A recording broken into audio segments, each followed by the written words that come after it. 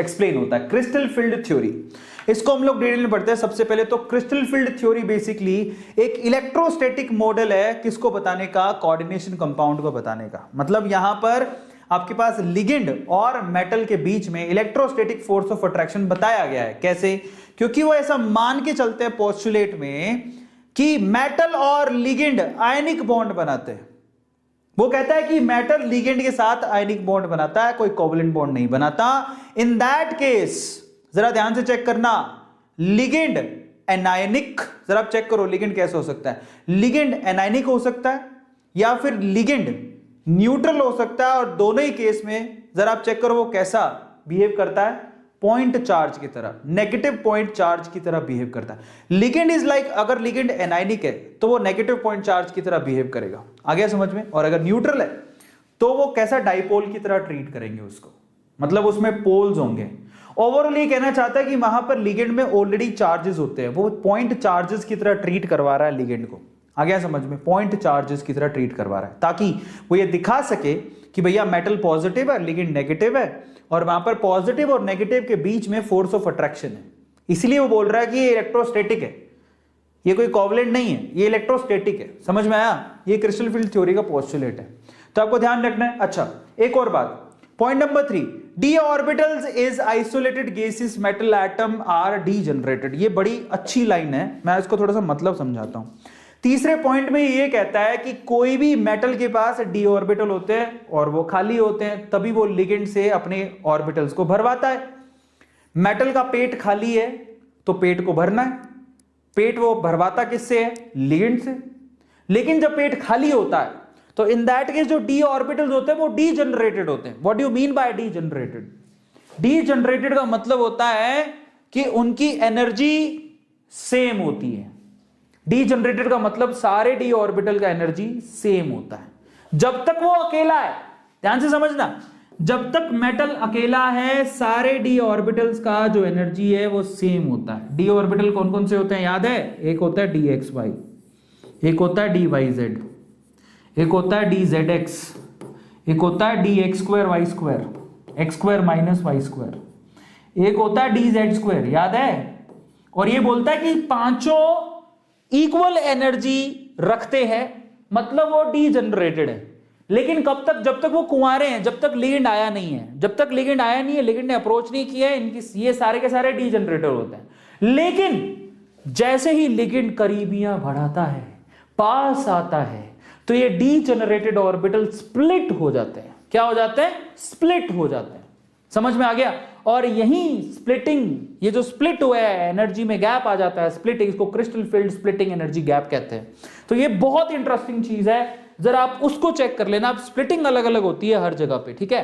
तो अप्रोच करने से पहले सारे डीजनरेटेड होते हैं। डीजनरेटेड का क्या मतलब है? ये dxy होता है, जो x और y के बीच में दो लोब बनते हैं, y और z के बीच में दो लोब बनते हैं, z और x के बीच में दो लोब बनते हैं। x2 और y2 के केस में सबको पता है कि x और y एक्सिस पे बनते हैं। ये तो काम मैंने बोला तो मैं गायब हो गया उल्लू का पट्टा।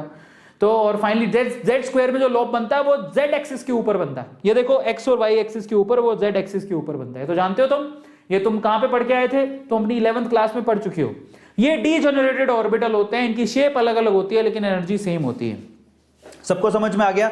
लेकिन जैसे ही इनको लिगेंड अप्रोच करता है, डी ऑर्बिटल स्प्लिट हो जाते हैं, उनकी एनर्जी में चेंज आ जाता है।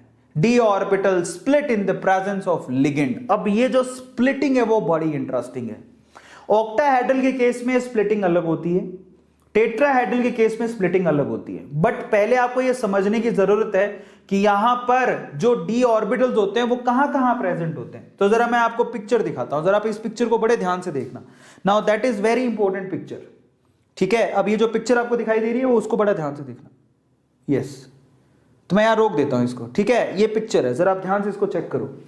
देखो ये जो ऑर्बिटल है dxy, dyz, dzx, ये तीनों एक जैसे हैं, ठीक है? इनको क्या बोलते हैं? इनको बोलते हैं T2G, या फिर इनको EG बोलते हैं, इनको शायद EG बोलते हैं, जो भी है, पर ये तीनों एक जैसे होते हैं। कैसे?